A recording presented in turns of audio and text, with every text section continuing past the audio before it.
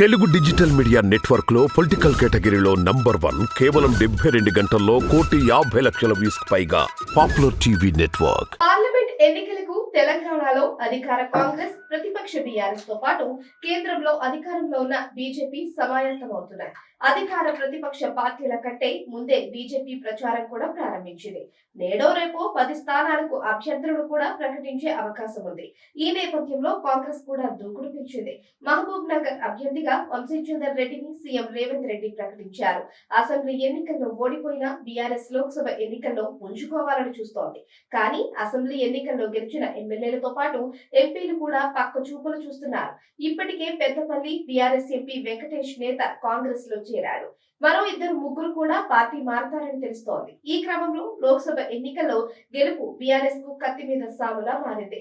Assembly ఎన్నికల్లో BRS ఓటమికి ఆ పార్టీపై ప్రజల్లో ఉన్న వ్యతిరేకతే ప్రధాన కారణం. కేసీఆర్ అహంకారపూరిత వైఖరి, కుటుంబ పాలన గులాబీ ఓటమిలో కీలక పాత్ర పోషించాయి.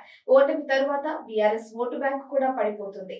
కంచుకోట అనుకున్న నియోజకవర్గాల్లోనే గులాబీ పార్టీ నేతలు పార్టీలు మారుతున్నారు. ఇక ఆ పార్టీ నేతలు నిర్వహించిన సర్వేలో లోక్సభ ఎన్నికల్లో కేవలం 2 నుంచి 3 స్థానాలు మాత్రమే గెలుస్తుంది అని తేలడం ఆ పార్టీకి మింగుడు పడటం లేదు. ఇక బీఆర్ఎస్ కు కంచుకోట కరీంనగర్. ఇక్కడి నుంచే 2014, 2018లో 12 అసెంబ్లీ స్థానాలు గెలిచింది. 2023 ఎన్నికల్లో మాత్రం జగిత్యాల, కోరుట్ల, సిరిసిల్ల, కరీంనగర్, హుజూరాబాద్ లో విజయం సాధించింది. కరీంనగర్ పార్లమెంటు పరిధిలోని 7 నియోజకవర్గాల విషయానికి వస్తే కరీంనగర్, హుజూరాబాద్, సిరిసిల్లలో పార్టీ విజయం సాధించింది. మరో 4 నియోజకవర్గాల్లో కాంగ్రెస్ నిలిచింది. ఈ నేపథ్యంలో లోక్సభ ఎన్నికల్లో విజయం ఆ పార్టీకి ఇబ్బందిగా మారింది. మరోవైపు సిట్టింగ్ ఎంపీగా బీజేపీ జాతీయ ప్రధాన కార్యదర్శి బండి సంజయ్ ఉన్నారు. ఆయన ఇప్పటికే పాదయాత్ర చేపట్టారు. ఎన్నికల వరకు యాత్ర సాగేలా ప్రణాళిక రూపొందించుకున్నారు. మరోవైపు అయోధ్య రాముడిని చిత్రపటాలు ప్రతి ఇంటికి పంపిణీ చేసే కార్యక్రమం చేపట్టబోతున్నారు. దీంతో బీఆర్ఎస్ ఓటు బ్యాంక్ ఈసారి కాంగ్రెస్, బీజేపీ పంచుకునే అవకాశం కనిపిస్తోంది. ఇక కరీంనగర్ పార్లమెంట్ నియోజకవర్గంలో మైనారిటీ ఓట్లు కూడా ఎక్కువే. కరీంనగర్ అసెంబ్లీ ఎన్నికల్లో వీరే గెలుపు ఓటములను నిర్ణయిస్తున్నారు.